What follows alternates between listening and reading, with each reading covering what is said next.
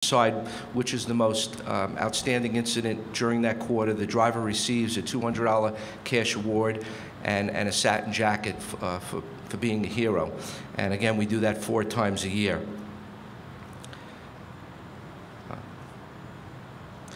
Again, the sponsorships can come from private operators like myself. They can come from government. In the case of this Denver situation, the police department has a slush fund for stolen property that gets sold at auction and whatnot, and they decided to reward the driver with a much greater amount of money, which of course was terrific and got a lot of exposure.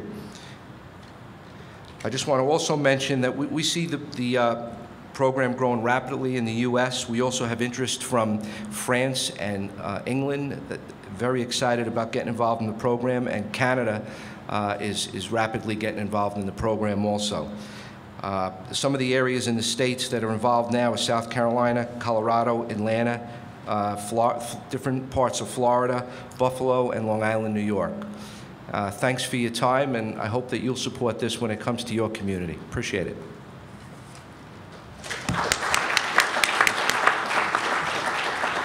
Let me introduce to you past president of the TLPA, one of the most dynamic presidents, I must say, we had at the helm at the TLPA at the time.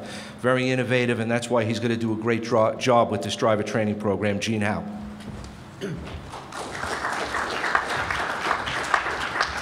Thank you, Robert. I have a couple of things I just want to point out real quick. I have an article from USA Today on Friday, August 12th, and it says, Web course targets truck rail crashes. And here's a video game that 15,000 truck drivers have taken to learn how to not cross a railroad crossing and get creamed by a train. And you'd figure, boy, that's a reasonably simple thing. How would you not know to do that? But here's an issue where they're trying to use technology to train people. My kid plays video games all day long. I'm looking for the program that'll keep him from backing into the garage. Another comparable program, this is a brochure I picked up from a company called Micronav, which was at AAAE, American Association of Airport Executives. And here they've got simulators which effectively train the people that drive around the catering trucks and things like that to teach them how to not crash into airplanes. So really it kind of begs the question as where these are reasonably simple things, but yet these entities are using technology to try and upgrade people's skill set. It begs the question for us, can you use technology to upgrade a taxi cab driver's skill set? We think the answer is yes. Right? But we're dealing with a public that is typically engaging in system-beating behavior, as you all know. And we're trying to figure out what there are some cultural issues. It isn't always work to say to somebody, you will make more money if you do this. So it begs the question, how do you go about engaging the driver in establishing what we'll refer to as baseline training? And this is not to take anything away from the training presentations that you're given. I think they're more specific. We're talking about really what is the baseline training. Culturally, I was going to give you 3 examples of what I see culturally as a challenge. We have a gentleman that I know very well, a driver who was Persian. He said, when I would go to the store, my mother would say, go get lamb chops. He'd go down to the store. The guy says, I'll give you ground lamb. He said, no, my mother said lamb chops. He said, the store owner beat him, sent him home. His mother said, why didn't you get the ground lamb? Culturally, the issue was that the guy who owns the business is in control, not the customer. Again, we're facing those kind of challenges when we're trying to train somebody. Another issue, I talked to a gentleman from West Africa who said he goes back with his son every year. His 2 sons, he takes them back to West Africa. And he says, I don't take them there to teach them about West Africa. He says, I teach them about America because there are issues like waiting in line. He says, you have no idea how when you wait in line, what an alien concept it is to my culture because everybody just, whoever you know or whoever your clan is, you get to go first.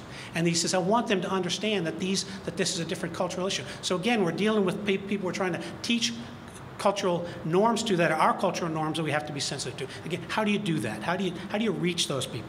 Another one is a gentleman I know from India. He said, when you as a taxi cab operator tries to talk to somebody, the first thing you do is launch into a business conversation with them. He says, the first thing I do is ask them about their family. He says we need to draw them out to say that what you're doing isn't always necessarily about making that money, but it's about providing for your family. So understand that we have these kind of issues that we're trying to work with, and each of those we're going to, so what is the training modality which gets across to people that don't necessarily always share our business-driven perspective? Well, we think we can do this online.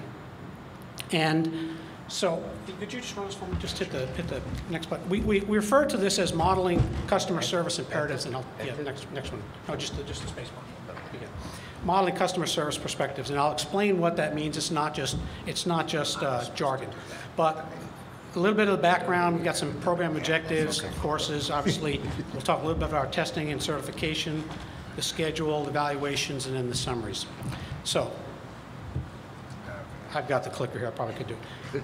What does it mean to be modeling that behavior? How are we going to try and approach this cultural issue to train people to operate a business? Well, modeling is the performance develops personal integrity and identity with taxicab as a profession. That's really our goal. Our goal is to give examples to the driver such that when you see these things, you start to understand that that is the norm, that is what you're supposed to be doing. You're supposed to be smiling when you turn around and ask somebody what their address is. You're supposed to be assisting the passenger in and out. That these aren't necessarily always things that are driven business-wise, but they're things that are part of the profession. We're trying to establish what the baseline is going to be. And a customer service imperative is exactly that. It's getting the norm to be the good service, and not to be second guessing, or not to be, you've all got horror stories of dealing with these taxi cab drivers. Okay, so the question is, how do we change that thought process and not make it to where it's about gotcha from a regulatory standpoint, or about gotcha from an operator standpoint? It's about let's go get you for the passenger. Okay, we want to help the driver transition into someone that makes this be the norm as a profession. Okay, so it really then raises these 4 questions when you're trying to think about this. What is the minimum standard? What is the norm?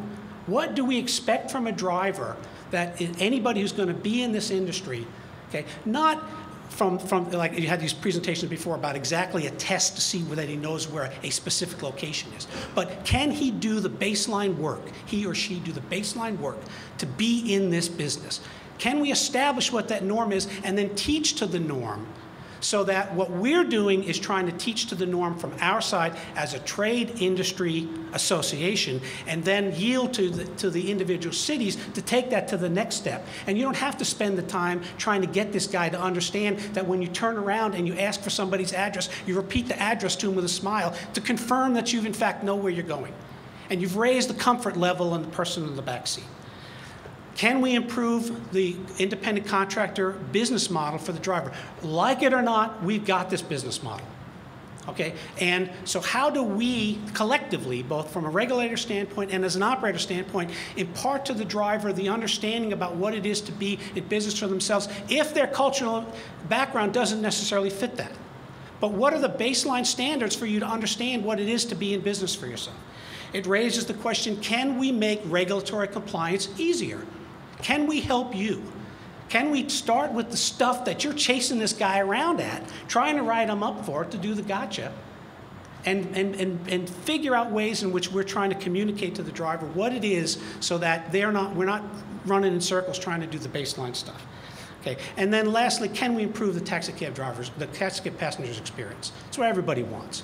I mean, really, the people get in the vehicle, they have certain expectations. We know what those expectations are. Let's see if we can figure out a way to begin to teach to those expectations and use the technology that we have to teach to that baseline. So our program objectives: we want to improve customer service. We want to make the driver a successful business operator. Okay? We want to create a conduit for effective regulations. It's in your interest to do that. We want to provide an educational program that's low cost, easily accessible. It's going to be online. A guy can do it from his house. And I know that I'm going to come back to the questions about how do we know he's doing it instead of his son, all those kind of things. I'm happy to address that in just a second. And we want to create a structure for maintaining driver's compliance. So we've developed essentially 9 modules to do this. The first module is an introduction And it's an evaluation to see that the driver can, in fact, do very fundamental things such as speak English and make change, things like that. Okay, it's the gatekeeper course, if you will, before they move on. Okay. Then the rest of those, and you can read them, they're operating as an independent contractor, professional service delivery, passenger relations and effective communications, driver safety and health, basic passenger rights and driver service responsibilities. I actually have, there's 3 sections to that course. I actually have, that course will play for you in a few minutes. And we'll actually play the 2nd and 3rd, which I think are the most effective courses in there. And in this case, these sections are dealing with service animals, and dealing with people that are maybe hearing or vision impaired, and how you provide service for them. Again, we're modeling the behavior to try and set that as the floor for the driver, and so that we can keep pointing back and saying, this is how you treat the passenger. This is how you treat the customer, raising the expectation levels of those people. There's matters of local concern for drivers. We're trying to put a catch-all in there so that future versions of this will allow us then to both work with you and with, if there are more universal issues that are regulatory, we can input those, or to have a session in this where we can put in more of the local issues, again, using that same model, if in fact the model proves to be successful. We think it will be. And there's driver business operations and financial management. So before we show the video, because I don't want, normally I would put the video on right now and let you see that, and then we'd come back and we'd do the summary, but I'm just going to summarize real quick, so kind of we're running a little late and we want to have time to, because I can run 2 or 3 sections of this. So we want to have individual courses. The tests at their end of the course, this is done through AAAE and their learning LMS, their learning management system. We'll talk a little bit about, we're having our board review this, final versions of these things, and in our annual meeting in October, we'll actually come out with what the schedule is and the program availability and the cost. We think it's pretty nominal cost. I don't want to quote a number right now, but it's certainly going to be a pretty compelling price for the quality of the service that we're providing through this LMS. We're looking to get some program feedback and evaluation and enhancement as we go on. Again, this is our first cut at this, and so in summary, we want a program that presents the basic knowledge that every successful driver should have. We want to have the assessments and tracking so we can make sure that the drivers go through this. Provide managers at the local company to see that the driver has in fact done this. If you do wish to discipline a driver for turning down a trip with a service animal, you can at least demonstrate that he's gone through this service module to see that he knows that as a taxi cab driver, he cannot do that. And a bunch of this, by the way, is U.S. related with ADA, and for our Canadian counterparts, the success of this program, we'll see if we can develop the next module for that. Drivers are made aware of what it means to be an independent contractor, how it differs from being an employee, and we think the program will be improve customer service and safety for the driver, because they're both the customer service elements and there are the safety elements. So I think you can just go to Escape and launch the, Where's it back? I think this one right there. Lesson 1, Rights of the Disabled. So that's the voice that talks, and then on the left-hand side, we're gonna move those out of the way, but we just did now. But it lists, there's about 18 slides in that section, and then there's a quiz at the end of the session. It's about 4 questions. If you answer the question correctly, you can then move on. If you answer it incorrectly, then it gives you the explanation. It gives you what the correct answer is. So there's 3 modules here. Let's jump down to 2, and we'll just walk through it. Lesson 2, there you go. Assisting passengers with service animals. Objectives. ADA service animal guidelines. Reasons that cannot be used to refuse service. When you may refuse service. You just have to click on each one. Right at the bottom. Okay, so now I have to shift it. So Customers who use service animals must be served under the ADA. You already know that people with disabilities have the right to purchase rides from taxi cab providers, the same as all other customers, and this right extends to people who use service animals. While service animals are most often dogs, the law